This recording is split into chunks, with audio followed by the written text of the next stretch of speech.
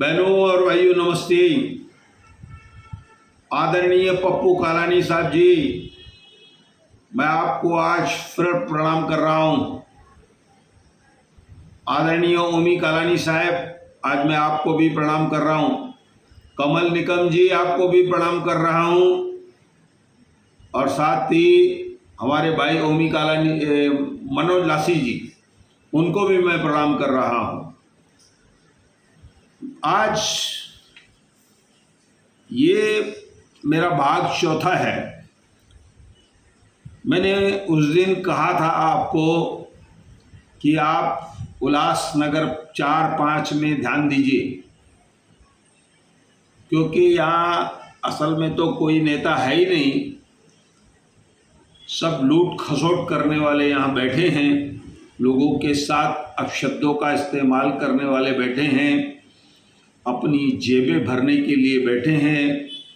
लोगों से उनका संपर्क क्या है, इनको एक एक आपने जो चुना है उसको ये कह के दिखाइए कि मुझे 100 आदमी इकट्ठे करके दिखाओ, अलग अलग, वही नहीं, या जो तुम्हारे चेले चमचे हैं उनको मत लाओ, तुम 100 लोग इकट्ठे करके दिखाओ। कालानी साहब जी, मैं ये सब बातें अपने लिए नहीं कह रहा हूँ, मुझे कोई टिकट नहीं चाहिए, कम से कम इस बार तो नहीं चाहिए। और मैं कोशिश करूंगा कि कभी चुनाव न लड़ूं, मेरी ऐसी भावना है, क्योंकि राजनीतिक को इतना दागदार बना दिया गया है, अच्छे लोग दूर चले गए हैं। कालानी साहब, 1986 में, 1992 में जो चुन चुन कर आपने नगीने पेश किए थे लोगों के सामने,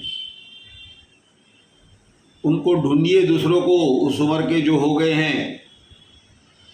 बाकी जिन लोगों के भरोसे आप चल रहे हैं वो कुछ नहीं कर पाएंगे। आप कुछ बातों को छोड़ देते हैं, लेकिन मैं आज को आपको याद दिलाता हूं, उपचुनाव जो हुआ पैनल नंबर 17 में, उसमें साक्षी जगदीश, जिन्हें हम पप्पू कहते हैं, पमनानी, जो आपके नज़दीकी रहे, ईश्वर पमनानी की भतीजी, ये चुनाव लड़ी थी। आप एक तरफ पूरे महारथी एक तरफ थे और एक तरफ कुछ लोग थे। ये बच्ची हारी कैसे? आपने गौर नहीं किया इस बात पर? हार जीत होती रहती है। हार हुई क्यों हार हुई? ये आपके लोगों की करतूत है, मैं ऐसा कहूँगा। जो भी चीज़ें,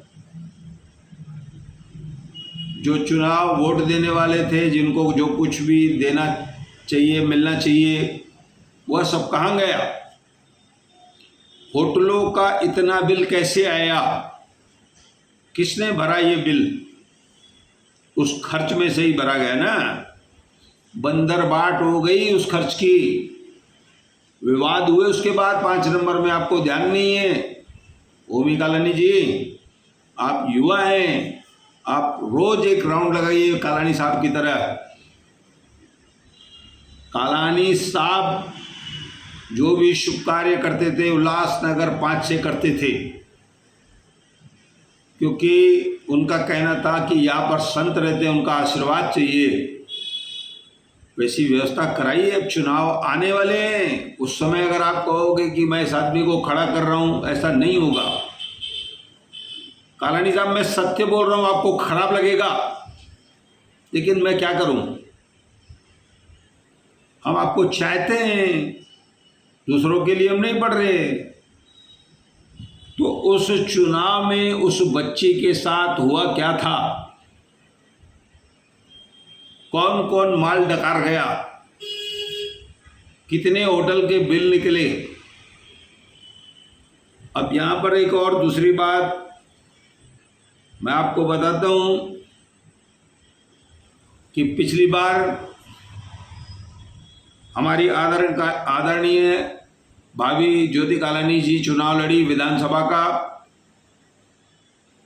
कुछ लोग यहाँ से तामझाम करके निकले थे उल्लासनगर 5 से। आपको याद हो वहाँ से एक रैली निकलने वाली थी विशाल, मैं भी आया था, बरसात नहीं पड़ी थी उस समय। तो उस चुनाव में आप उल्लासनगर 1, 2, 3 वालों ने क्या किया हमको नहीं मालूम है, लेकिन साथ ही अमरनाथ विधानसभा का चुनाव भी हुआ ना। उल्लासनगर विधानसभा चुनाव, गांधी रोड, उल्लासनगर, प्रेमनगर, उल्लासनगर का काफ़ी हद, रमेश चौहान की एरिया, ये अमरनाथ में आ रही थी ना। तो मैं आपको बता दूं कि मैंने उनको भी पहले भी ये बातें बताई है कि वही आपके जो कार्यकर्ता है जो उस रैली में आए थे, लेकिन इस रैली में जो दूसरी पार्टी में खड़ा था उस उम्मीदवार से भी आपके 2 लोगों ने एक बड़ी रकम छुड़वाई, बांटेंगे।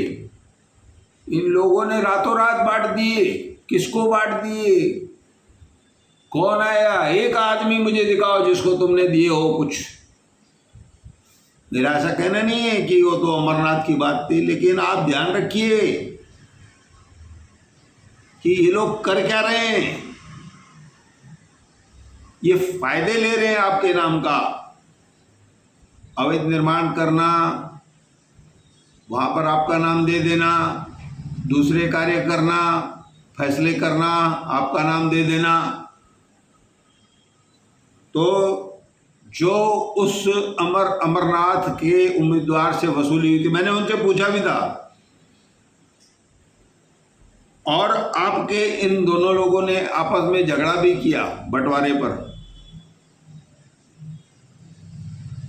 मिला किसी को कुछ नहीं, लेकिन ये एक कहता है मैंने 1,40,000 बांट दिए, दूसरा कहता है मैंने 60,000 बांट दिए। भैया रातों रात किसको बांट दिया आपने? तो ये सब गोरख धंधे हो रहे हैं। मैं आदरणीय पप्पू कालानी साहब को कहूँगा कि साहब समय निकालिए, अब समय थोड़ा बचा है। अचानक से उम्मीदवार कहाँ से आएंगे? और ये जो इस समय आपके पास है ना, जो फैसले वगैरह करते हैं, सब टकेवारी का काम है। आपसे निवेदन है, आप प्रवेश करिए 5 नंबर में अच्छे से। गाड़ी वाहन तो सब है ना साहब, 1 घंटे में आप 5 नंबर का चक्कर लगा सकते हैं। 5 नंबर का ओमी कालानी जी भी लगा सकते हैं। कोई सभा नहीं हुई कहीं पर, किसी को जानकारी नहीं है किसी बात की। ये सब जब झुंड बनाकर निकलेंगे आपसे सिर्फ टिकट मांगने के लिए, इनका अपना दमखम कुछ नहीं है। मेरे आपसे निवेदन है कि आप इस बात पर ध्यान दें। बहुत सारी घटनाएं 5 नंबर में हो रही है। इन लोगों ने आपके नाम को नीचे ला दिया है, मैं ऐसा कहूँगा। किसी जमाने में पप्पू कालानी नाम कहकर ही काफ़ी था। तो मेरी आपसे निवेदन है कि मेरी बातों का बुरा नहीं मानना, और मैं आपसे अभी से क्षमा मांगता हूँ। बाद में नहीं मांगूंगा, अभी से मांग लेता हूँ कि ये सब चीज़ों को संभालिए। और जो कुछ हो रहा है उल्लासनगर 4-5 में अच्छी बातें नहीं हैं, उसका खामियाजा पार्टी को भुगतना पड़ेगा, ऐसा मैं कह रहा हूँ। और मैं क्षमा चाहते हुए धन्यवाद कहता हूँ।